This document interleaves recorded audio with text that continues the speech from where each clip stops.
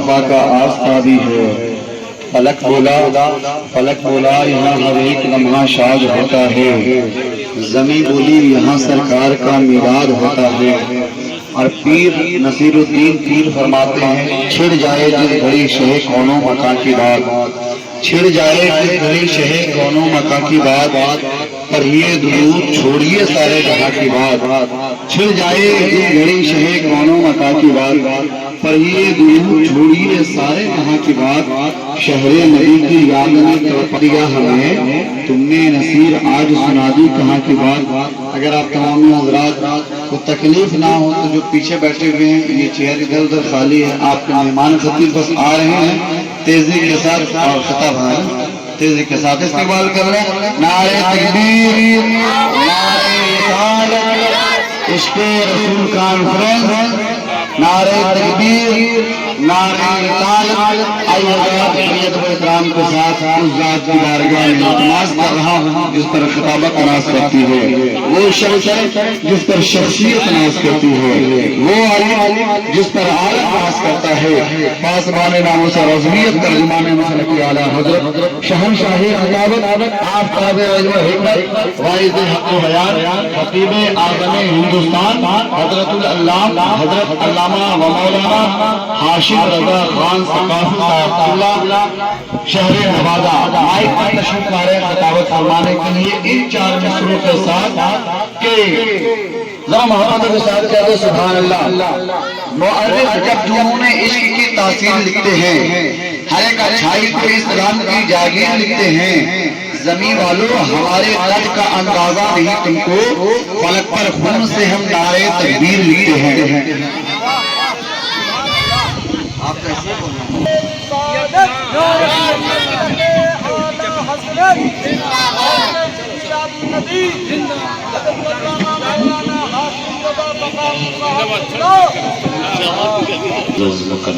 علماء کرام معاشرہ اعزام، پیارے پیارے سامعین و سامعات حضرات، السلام علیکم ورحمۃ اللہ وبرکاتہ۔ الحمدللہ رب العالمین والعاقبۃ للمتقین والصلاة والسلام علی سید المرسلین وعلی آلہ واصحابہ اجمعین، اما بعد، اعوذ باللہ من الشیطان الرجیم، بسم اللہ الرحمن الرحیم۔ لقد من اللہ علی المؤمنین اذ بعث فیہم رسولا، صدق اللہ العظیم وصدق رسولہ النبی الامین المتین الکریم، ونحن على ذلك لمن الشاہدین والشاکرین، والحمد للہ رب العالمین۔ نہایت ہی عقیدت کے ساتھ، محبت کے ساتھ، دل لگا کر، فارمیلٹی نہیں، رسم و رواج نہیں، پیارے آقا کریم صلی اللہ علیہ وسلم کی بارگاہ میں بے حد ہی محبت کے ساتھ درود پاک کا تحفہ پیش کریں۔ پڑے باواز بلند اللہم صلی علی سیدنا شفیعنا حبیبنا و مولانا محمد و آلہ و اصحابہ و بارک وسلم، صلو علیہ صلاۃ و سلام علیک یا رسول اللہ صلی اللہ علیہ وسلم۔ شاعر کہتا ہے کہ کرم کی بھیک ملے تو حیات بنتی ہے، کرم کی بھیک ملے تو حیات بنتی ہے، حضور آپ نوازیں تو بات بنتی ہے، حضور آپ نوازیں تو بات بنتی ہے۔ اور شاعر کہتا ہے یا اللہ اس نئے جسم کو پوشاک پرانی دے دے، اس نئے جسم کو پوشاک پرانی دے دے، جو تیری یاد میں گزرے وہ جوانی دے دے۔ ہے نا، بڑھاپے میں تو ہم آتے ہی ہیں مسجد اللہ کی بارگاہ میں حضور کی محبت میں، لیکن جوانی میں لڑنا، طرح طرح کی چیزوں سے مقابلہ کر کے، جوانی کی عبادت بہت ٹف ہے مسلمانوں، لیکن ایک بندہ جب ان تمام چیزوں سے جھوجتا ہے، لڑتا ہے، صبح کا وقت ہوتا ہے، ٹھنڈی کا وقت ہوتا ہے، لیکن ایسے میں بھی وہ چادر کو، کمبل کو، رضائی کو ہٹا کر کہتا ہے کہ اے عیش و عشرت ایک طرف رہ، میرے رب کی محبت ایک طرف ہے۔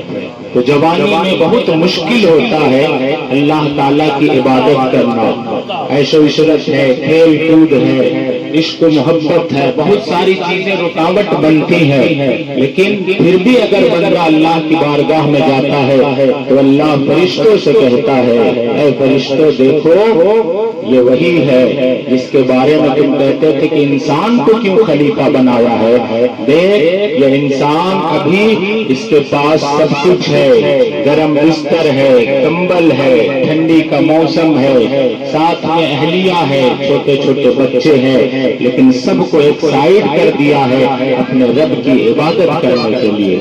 تو دعا کریں کہ جوانی کی عبادت ہمیں میسر ہو جائے۔ شاعر کہتا ہے اس نئے جسم کو پوشاک پرانی دے دے، جو تیری یاد میں گزرے یا اللہ وہ جوانی دے دے، اور میرے مالک جو بھی دیکھے کہے محمد کا غلام، میرے مالک جو بھی دیکھے کہے محمد کا غلام، میرے چہرے کو خدا ایسی نشانی دے دے، میرے چہرے کو خدا ایسی نشانی دے دے۔ ماشاءاللہ کافی اچھے لوگ ہیں آپ لوگ، کافی اچھا سن رہے ہیں، مجمع کم ہو، مائک جیسا بھی ہو کوئی بات نہیں، سننے والے سنانے والے اچھے ہونے چاہیے۔ بہترین نقابت ہمارے پیارے بھائی نور عین علی گیاوی صاحب، فرقان بسمل، ابو شامہ، سب لوگوں نے آپ لوگوں کو بالکل محظوظ کیا۔ وقت کم ہے اس لیے میں زیادہ تفصیل میں نہیں جا رہا ہوں، آپ لوگوں کی محبت میں ہمارے بھائی نے کہا کہ چلیے انشاءاللہ تعالی دیکھتے ہیں یہاں کے لوگ بھی کس طرح سے سماعت کرتے ہیں، لیکن ایک بات یاد رکھیے گا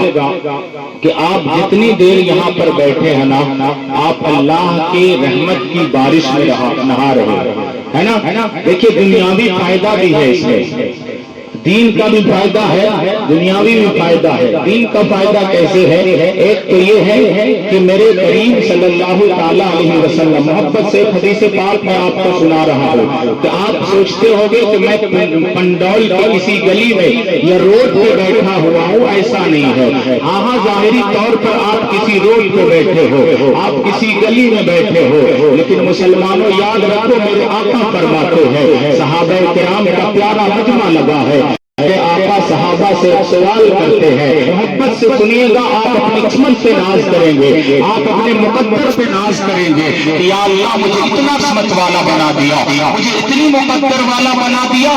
دیکھیے میرے نبی تشریف فرماتے ہیں اے میرے پیارے صحابہ سنو سنو، وہ جگہ جہاں پہ میرے اللہ کا ذکر کیا جاتا ہے اور جہاں پر میرا ذکر کیا جاتا ہے، وہ جگہ عام جگہ نہیں ہوتی ہے، بلکہ وہ جگہ جنت کا ایک باغ ہوا کرتی ہے۔ گویا کہ آپ جنت کے باغ میں بیٹھے ہو، آپ جنت کی کیاری میں بیٹھے ہو، آپ جنت کی ہوائیں کھا رہے ہو، یہ آپ کا مقدر ہے۔ میں اپنی طرف سے کہوں گا تو آپ کہو گے کہ آپ کی کیا اوقات ہے، میں نے نبی کا فرمان سنایا ہے۔ شاعر کہتا ہے قول محمد قول خدا، فرمان نہ بدلا جائے گا، بدلے گا زمانہ لاکھ مگر قرآن نہ بدلا جائے گا۔ مسلمانوں اس کے علاوہ اگر آپ یہاں نہیں بیٹھتے، ہو سکتا ہے کسی چوک پہ بیٹھتے، ہو سکتا ہے کسی دکان پہ بیٹھتے، ہو سکتا ہے کسی گروپ میں بیٹھتے، ہو سکتا ہے کسی گھر میں بیٹھتے۔ ہم انسان ہیں نا مسلمانوں، ہم سے غلطیاں ہو جاتی ہیں۔ اگر ہم یہاں نہیں بیٹھتے، کسی چوک پہ بیٹھتے، ہو سکتا ہے ہم کسی کے لیے، ہمارے دل میں کسی کے لیے حسد پیدا ہو جاتا، ہو سکتا ہے ہم کسی کی چغلی کرنے لگتے، ہو سکتا ہے ہمارے دل میں کسی کے لیے بغض پیدا ہو جاتا، ہو سکتا ہے ہم انسان ہیں کسی کو گالی دے دیتے، ہو سکتا ہے ہم اگر کہیں چوراہے پر بیٹھے ہوتے کسی کی چغلی کر رہے ہوتے، کسی کی غیبت کر رہے ہوتے، اس لیے کہ انسان کی فطرت ہی میں ہے کہ وہ گناہ کرتا ہے، پھر نیکیاں کرتا ہے۔ لیکن یاد رکھو جب تک آپ اللہ و رسول کے ذکر کی مجلس میں بیٹھے ہو، پیارے نبی کی آمد کی سجائی ہوئی محفل میں بیٹھے ہوئے ہو، آپ غیبت سے بھی محفوظ ہو، آپ چغلی سے بھی بچے ہوئے ہو، آپ کسی کی برائی کرنے سے بھی بچے ہوئے ہو، آپ کسی کے لیے اپنے دل میں حسد پالنے سے بھی بچے ہوئے ہو۔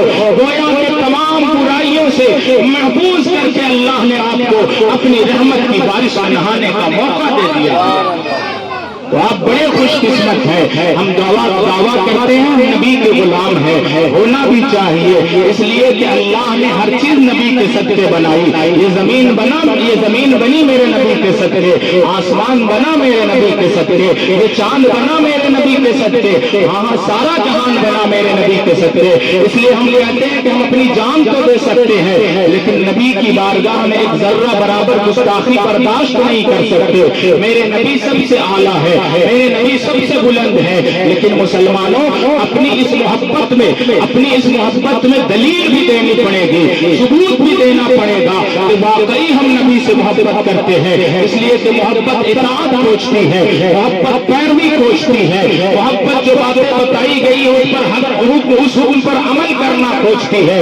آؤ ایک محبوب کا، ایک سچے عاشق کا واقعہ آپ کو سناتا ہوں، اس کے بعد کچھ دیر انشاءاللہ تعالیٰ باتیں کروں گا، وقت کافی ہو چکا ہے، اس لیے آپ حضرات کچھ باتیں سنیں، اور مجھے امید ہے کہ آپ یہاں سے اٹھیں گے تو جیسے آئے تھے ویسے نہیں جائیں گے، ضرور کچھ نہ کچھ لے کر جائیں گے۔ اس لیے کہ مسلمانوں آج کا وقت بڑا قیمتی وقت ہے، یہ دنیا بہت فاسٹ ہو چکی ہے، اس بھاگ دوڑ بھری دنیا میں لوگوں کو اپنے ماں باپ سے ملنے کا وقت نہیں مل رہا ہے، بچوں سے ملنے کے لیے لوگ ترس رہے ہیں، اتنا قیمتی ہو چکا ہے وقت، اتنی فاسٹ ہو چکی ہے دنیا۔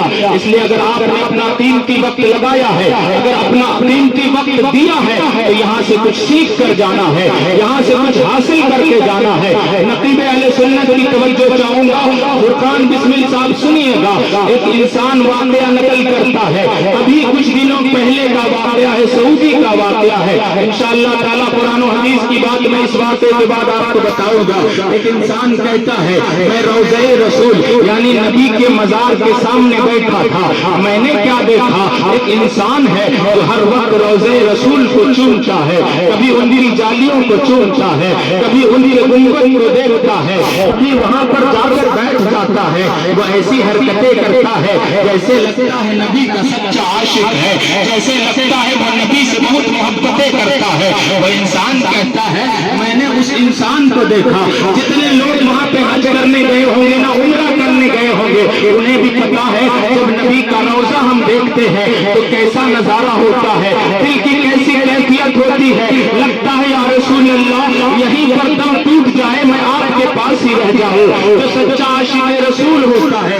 اسے رسول سے اتنی محبت ہوتی ہے، جیسے ہی گنبد خضرا پہ پہلی نظر پڑتی ہے ہم کھو جاتے ہیں، دنیا کا سب سے بڑا سکون ہمیں وہاں پہ ملتا ہے، ہمیں اطمینان وہاں پہ ملتا ہے۔ ہم سوچتے یا رسول اللہ زندگی بھر ہم ہندوستان میں کہتے رہے میرے نبی ایسے ہے، میرے نبی کا مزار ایسا ہے، آج اپنی آنکھوں سے دیکھ رہے ہیں، اس وقت کا منظر ہی بڑا الگ ہوتا ہے، اس وقت دل کی کیفیت ہی بہت عجیب ہوتی ہے۔ سنو وہ انسان کہتا ہے میں نے ایک انسان کو دیکھا جو کبھی روضہ رسول کو چومتا ہے، جو کبھی نبی کی جالیوں کو چومتا ہے، کبھی ان کی چوکھٹ کو چومتا ہے۔ اتنے میں سعودی پولیس آتی ہے اور آنے کے بعد اس نوجوان کو اٹھاتی ہے اور اٹھانے کے بعد کہتی ہے تجھے ہم لوگ دیکھ رہے ہیں، کافی دنوں سے تو ایسی حرکتیں کر رہا ہے، اپنا پاسپورٹ دکھا دے، اپنا ویزا دکھا دے، آخر تیرے پاسپورٹ کا وقت بچا ہے یا نہیں بچا ہے، تیرے ویزا کا ایکسپائری ڈیٹ کب تک ہے۔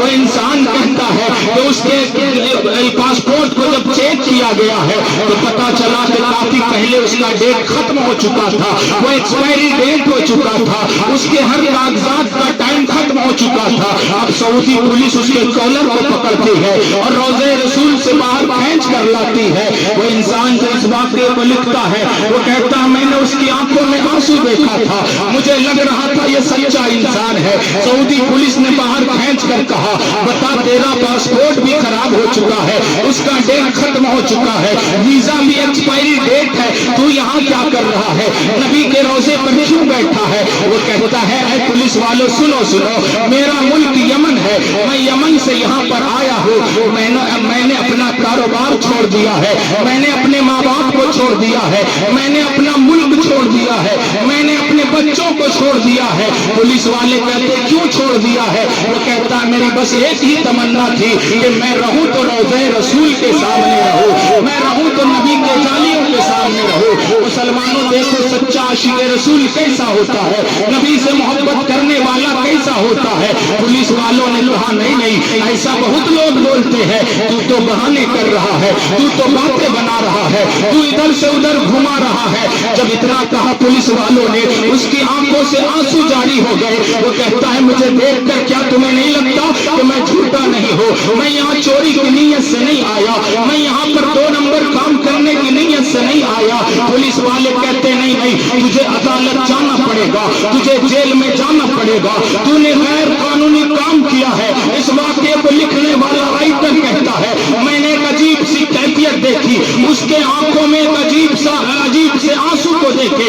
वो आंसू कह रहे थे या रसूल अल्लाह क्या मैं आपसे दूर हो जाऊंगा, या रसूल अल्लाह क्या मैं रोज़े रसूल से दूर हो जाऊंगा। वो आंसू बता रहे थे या रसूल अल्लाह क्या मैं जालियों से दूर हो जाऊंगा।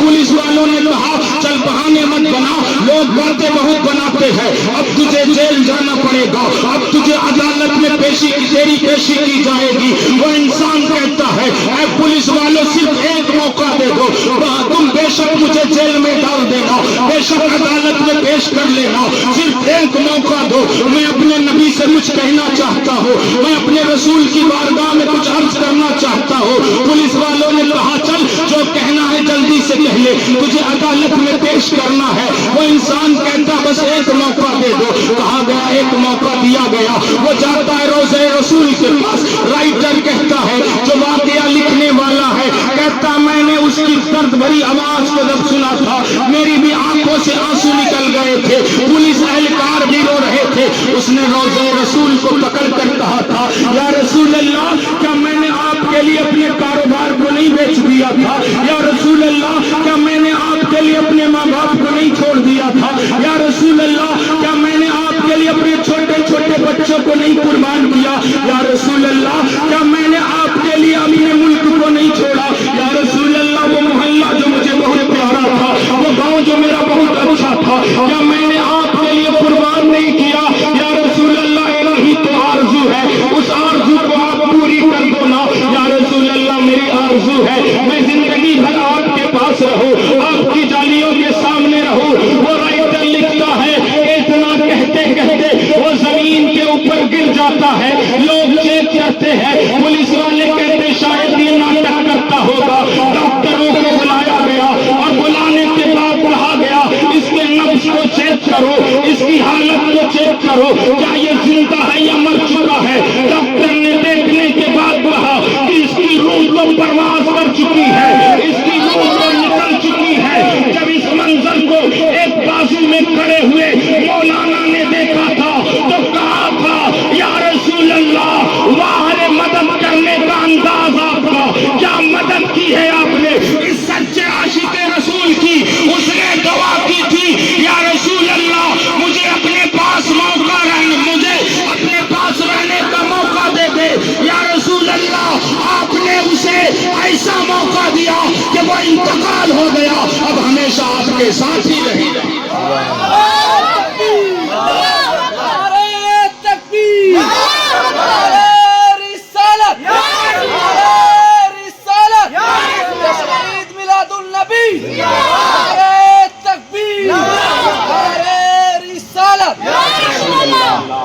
ऐसे होते हैं सच्चे आशिक रसूल।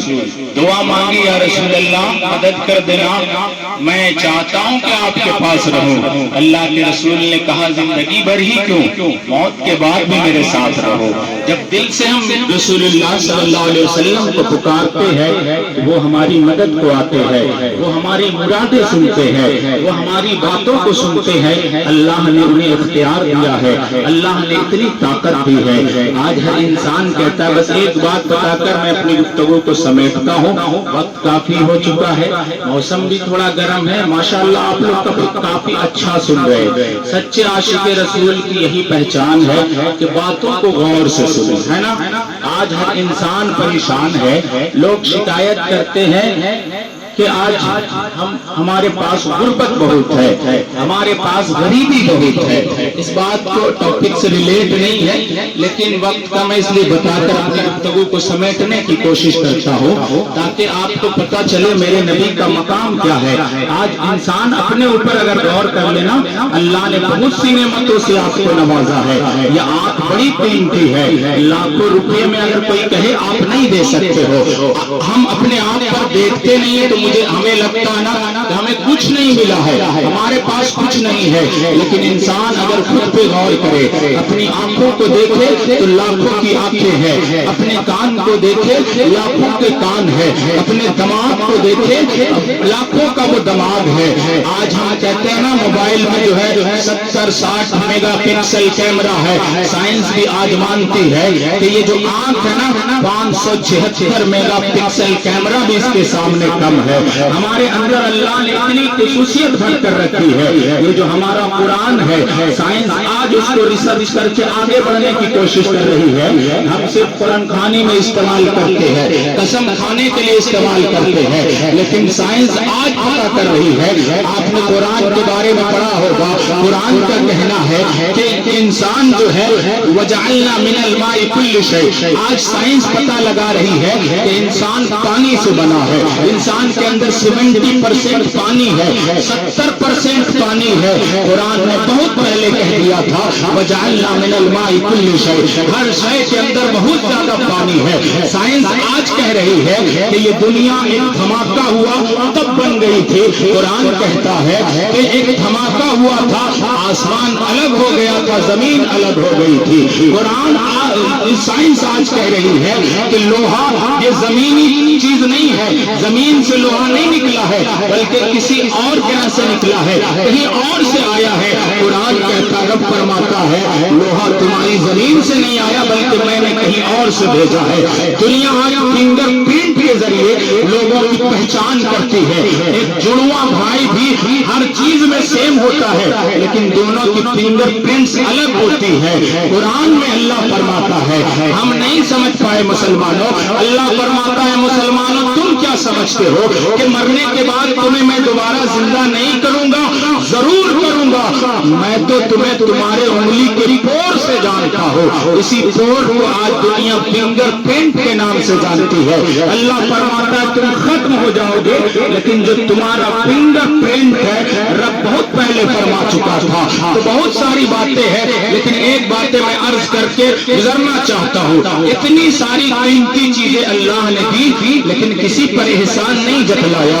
اللہ نے یہ نہیں کہا اے انسان میں نے تجھے آنکھیں دی ہے میرا احسان تجھ پر ہے. اے انسان میں نے تجھے اتنا بڑا دماغ دیا ہے جس کے ذریعے سے تو پوری کائنات میں اپنی مرضی سے کام کر رہا ہے، میں نے احسان نہیں جتلایا. اللہ فرماتا ہے میں نے تجھے کان دیا ہے، ناک دیے ہیں اور تمام بہترین ایک جسم دیا ہے لیکن اللہ فرماتا ہے میں تمہارے اوپر اس کے بدلے احسان نہیں جتلاتا ہوں. اللہ فرماتا ہے لیکن لقد من اللہ علی المؤمنین. اے انسان سن، اللہ فرماتا میں تمہارے اوپر احسان جتلاتا ہوں. کب؟ مومنوں پر. اذ بعث فیہم رسولا، جب اس نے اپنے رسول کو بھیجا.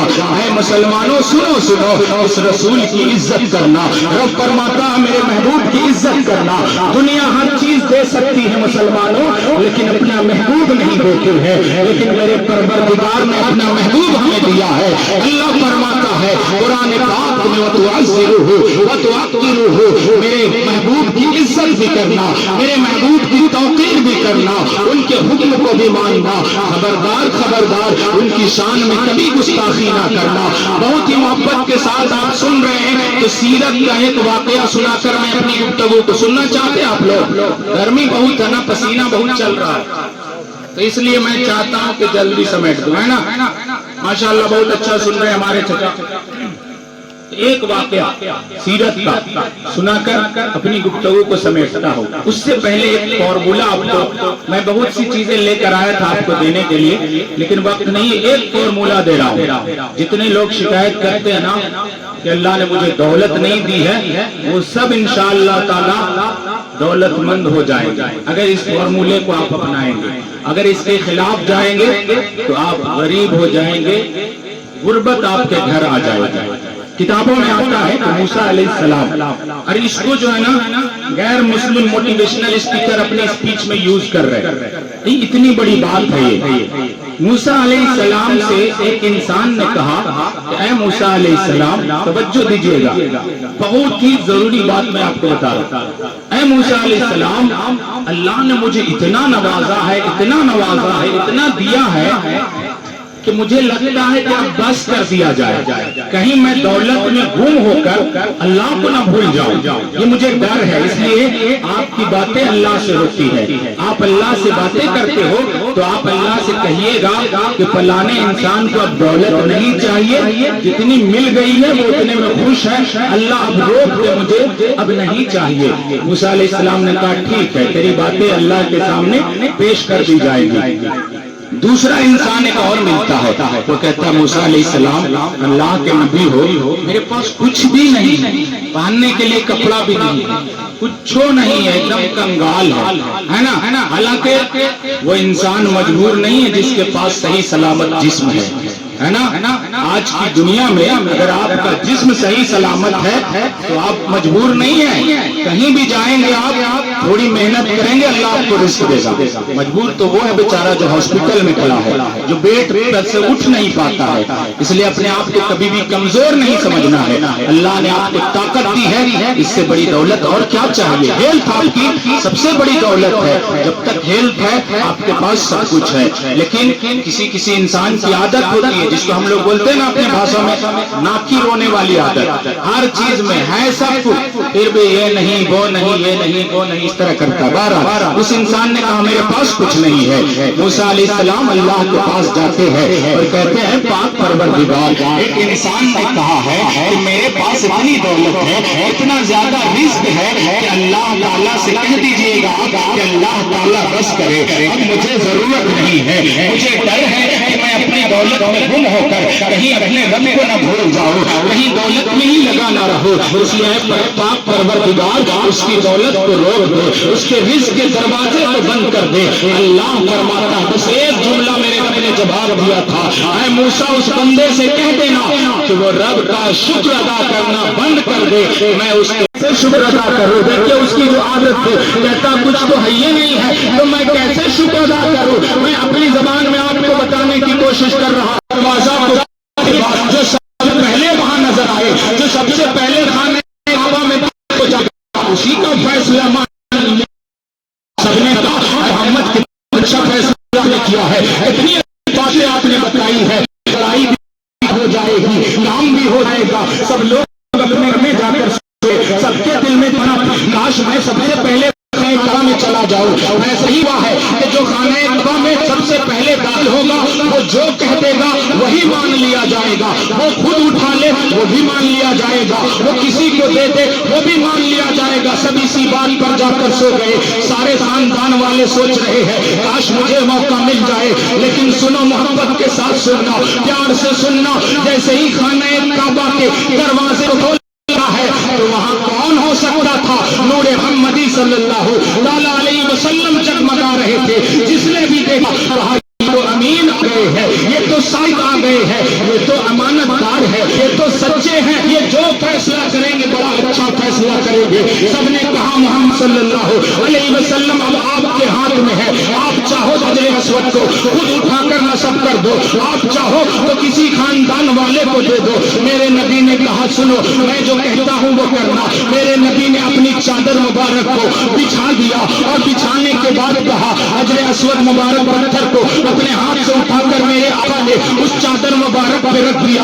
اس کے بعد میرے آقا فرماتے ہیں فلانے قبیلے والے آؤ ایک کونا پکڑ لو، دوسرے قبیلے والے آؤ دوسرا کونا پکڑ لو، چادر کا تیسرا کونا پکڑ لو، چوتھا کونا پکڑ لو۔ اس طرح سے جتنے بھی قبیلے والے تھے سبھی کو اللہ کے نبی نے چار کا کونا پکڑوا دیا اور کہا کہ جتنے قبیلے والے ہیں کوئی نہ چھوٹے اس مبارک کام کو کرنے سے، سبھی لوگ آؤ اور اٹھا کر لے کر چلو تاکہ کوئی محروم نہ رہے۔ اب یہاں پر سننا محمد رسول اللہ نے کتنا بڑا فیصلہ کیا ہے۔ ایک انسان اٹھتا ہے اور تصور کی دنیا میں سوال کرتا ہے یا رسول اللہ آپ کتنے بھولے ہو، آپ معصوم ہو. ایک انسان کہتا ہے اے محمد آپ کے پاس کتنا بہترین موقع تھا کہ آپ چاہتے تو خود سے اس مبارک پتھر کو اپنے ہاتھ سے اٹھا کر رکھ دیتے, آپ چاہتے اپنی خاندان والے کو دے دیتے, آپ نے بہترین موقع گوا دیا ہے. تو سنو میرے نبی نے جواب دیا تھا اے انسان میں نے موقع گوایا نہیں ہے بلکہ میں نے صحیح فیصلہ کیا ہے. سنو میرے آقا کہتے ہیں اے انسان اگر میں خود پتھر اٹھا کر رکھ دیتا یا کسی قبیلے والے کو ایک قبیلے والے کو دے دیتا تو دوسرے قبیلے والے کا دل ٹوٹ جاتا, تیسرے قبیلے والے کا دل ٹوٹ جاتا, چوتھے قبیلے والے کا دل ٹوٹ جاتا. سنو میرے آقا کہتے ہیں اور محمد کسی کا دل توڑنے نہیں آیا ہے بلکہ ٹوٹے ہوئے دلوں کو جوڑنے آیا ہے.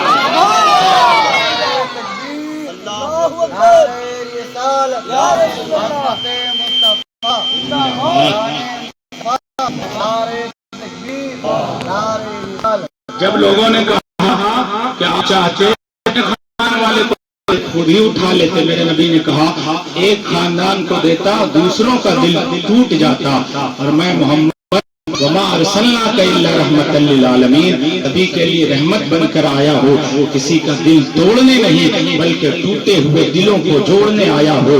سنو مسلمانوں, میرے نبی نے بہت بڑا پیغام دیا ہے کہ جب تمہارا سماج ٹوٹنے لگے, جب تمہارا محلہ بکھرنے لگے, جب لوگ آپسی لڑائی میں آنے لگے, جب تلواریں نکلنے لگے, تو جس طرح سے میرے آقا نے سماج کو جوڑنے کا کام کیا ہے, جس طرح سے چاروں اور جتنے بھی قبیلے تھے سب کو ایک کرنے کا کام کیا ہے, آپ کو بھی پیغام لینا ہے میرے نبی کی زندگی سے کہ آپ کے محلے میں بھی کبھی ایسا سچویشن آئے, زندگی میں ایسی باتیں آ جاتی ہے کہ گروہ میں لڑائی ہو گئی تو گروپ بن گیا ہے, تو کبھی اس کے ٹوٹنے کا سبب بننا, اس کے بلانے کا بن جانا, کا سبب بن جانا, اپنے ساتھ کو ایک سبب بن جانا, اپنے سماج کو بکھرنے سے بچا لینا. اس لیے سماج کو ہمارے نبی کی سنت نہیں ہے بلکہ سماج کو جوڑ دینا وہ میرے نبی صلی اللہ علیہ وسلم کا فرمان ہے. اللہ سے دعا ہے کہ اللہ ہمیں حضور کی محبت میں جینا عطا فرمائے, انہی کی محبت ہمیں موت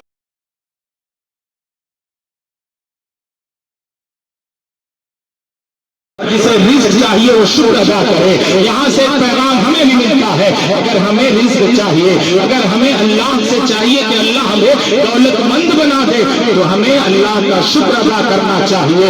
موسیٰ علیہ السلام وہاں سے آئے, پہلا انسان ملتا ہے, اے جلیل القدر پیغمبر بتاؤ تو صحیح کیا اللہ سے آپ نے کہا تھا کہ وہ میرے رزق کو روک دے. موسیٰ علیہ السلام نے کہا ہاں میں نے کہا تھا. تو کہا اس نے اللہ نے کیا جواب دیا ہے, تو وہ کہتے ہیں موسیٰ علیہ السلام کہتے ہیں کہ اللہ نے کہا ہے کہ اس بندے سے کہہ دینا کہ وہ شکر ادا کرنا بند کر دے, میں اس کے رزق کا دروازہ بند کر دوں گا. جیسے ہی موسیٰ علیہ السلام نے اتنا کہا وہ بندہ کہتا ہے موسیٰ علیہ السلام آپ یہ کیسی باتیں کرتے ہیں, میں کیسے شکر ادا کرنا بند کر دوں اس پاک پروردگار کا جس نے مجھے آنکھیں دی ہے, جس نے مجھے دماغ دیا ہے, جس نے مجھے صحیح جسم دیا ہے, جس نے مجھے کھیت دیا ہے, جس نے مجھے مکان دیا ہے.